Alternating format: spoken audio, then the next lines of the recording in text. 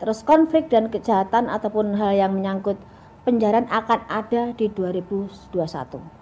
Penjarahan besar, ada politik memanas, dan ada bahasa-bahasa yang mungkin sebenarnya secara politiknya mungkin pergantian presiden sudah mulai ada tanda-tandanya, dan mulai dari daerah, dari mulai ke atas sudah mulai memanas semuanya.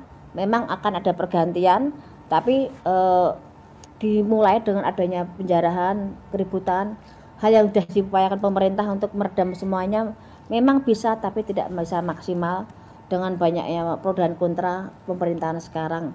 Tapi kalau kita ngomong soal pembangunan memang bagus, tapi dari sebagian masyarakat merasa karena mereka tidak bisa hidup selainnya dan mereka tidak bisa menggais rezeki seperti biasanya. Akhir-akhir ini viral video yang menampilkan ramalan Mbah Yu mengenai apa yang akan terjadi di tahun 2021. Kecelakaan pesawat yang terjadi beberapa waktu lalu dipercaya banyak orang merupakan bukti kebenaran ramalan Mbah Yu ini. Oleh karena itu, ramalan lain seperti apa yang terjadi. Oleh karena itu, ramalan lain seperti akan terjadinya penjarahan besar-besaran dan juga akan terjadi pergantian presiden pada tahun 2021 ini, pasti banyak yang percaya nanti akan terjadi. Sebagai orang beriman, saya lebih percaya pada Tuhan Yesus yang saya imani daripada Mbah Yu. Saya khawatir bahwa Mbah Yu ini akan membuat banyak orang, mulai dari anak-anak hingga orang dewasa yang imannya lemah, menjadi kurang beriman kepada Allah. Kita sadar bahwa anak-anak, orang-orang muda, juga orang-orang yang lemah imannya akan lebih mudah kehilangan imannya karena ramalan Mbah Yu ini. Apalagi media sering menyiarkan ramalan-ramalan ini, dan ada beberapa peristiwa yang terjadi dianggap dan dipercaya sebagai kebenaran dari ramalan tersebut. Nah, ini menjadi suatu bahaya bagi kita. Tidak sedikit orang yang percaya bahwa Mbah Yu adalah seorang peramal. Bisa jadi sudah sangat banyak orang yang datang kepadanya dan minta untuk meramalkan masa depannya. Jika ini yang terjadi, maka bisa dipastikan bahwa ia sudah kehilangan imannya akan Allah. Kekhawatiran saya yang lain adalah ramalan Mbah Yu ini membuat semakin banyak orang yang hidup dalam ketakutan dan kecemasan. Saya tidak bisa membayangkan bagaimana perasaan para artis yang sudah diramalkan oleh Mbah Yu.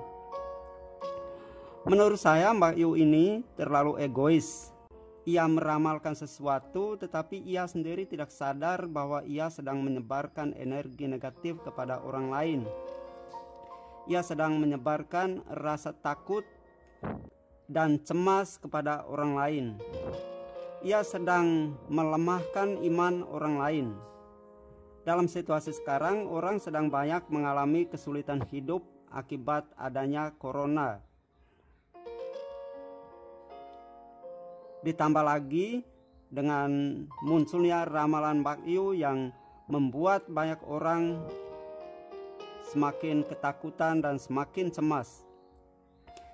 Yang saya heran juga kenapa Mbah Yu tidak meramalkan sesuatu yang baik, sesuatu yang positif, tetapi selalu meramalkan sesuatu yang negatif. Apa sih tujuan Mbah Yu ini? Ingat bahwa orang yang hidup dalam ketakutan dan kecemasan pasti akan sulit berusaha dan berkembang. Dia pasti terus dipenjara oleh perasaan takut dan kecemasannya, dan dia akan mudah putus asa di dalam hidupnya. Oleh karena itu, untuk menghindari rasa percaya akan ramalan Mbah Yu ini, maka sebagai orang beriman kita perlu menyadari bahwa yang pertama, Allah di atas segalanya. Allah yang menguasai kehidupan kita dan alam semesta sepenuhnya bukan Mbah Yu. Oleh karena itu, jika Allah tidak menghendaki akan terjadi sesuatu di dunia ini, maka secara khusus di Indonesia, maka hal itu tidak mungkin terjadi, meskipun hal itu sudah diramalkan. Maka abaikanlah segala ramalan yang disampaikan oleh Mbah Yu ini. Jangan sampai kita sungguh yakin dengan ramalannya bahwa hal itu akan terjadi. Yang kedua, kita harus sadar bahwa Mbah Yu ini bukanlah seorang nabi utusan Allah seperti nabi-nabi di dalam kitab suci, seperti Nabi Elia, Nabi Yesaya, atau nabi-nabi lainnya. Nabi Elia dan Nabi Yesaya meramalkan sesuatu yang akan terjadi di masa depan, dan hal ini pasti terjadi. Hal ini karena mereka merupakan penyambung lidah Allah. Mereka adalah utusan Allah untuk menyampaikan sabdanya. Mereka menyampaikan ramalan itu bukan untuk kepentingan dirinya, tetapi untuk kepentingan Allah, agar manusia kembali bertobat dan tidak berpaling lagi daripadanya. Sedangkan Mbah Yu bukanlah nabi atau penyambung lidah Allah. Ia hanya seorang yang mungkin diberi kemampuan lebih, dan tidak semua ramalannya pasti terjadi. Kalaupun terjadi, mungkin itu hanyalah kebetulan belaka.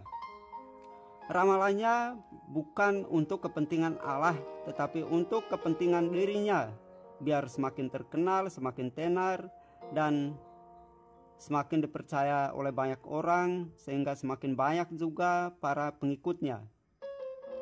Ingat, jika kita terlalu percaya pada ramalan seseorang yang tidak bisa dipertanggungjawabkan secara ilmiah, maka kita sebenarnya sedang menyembah berhala.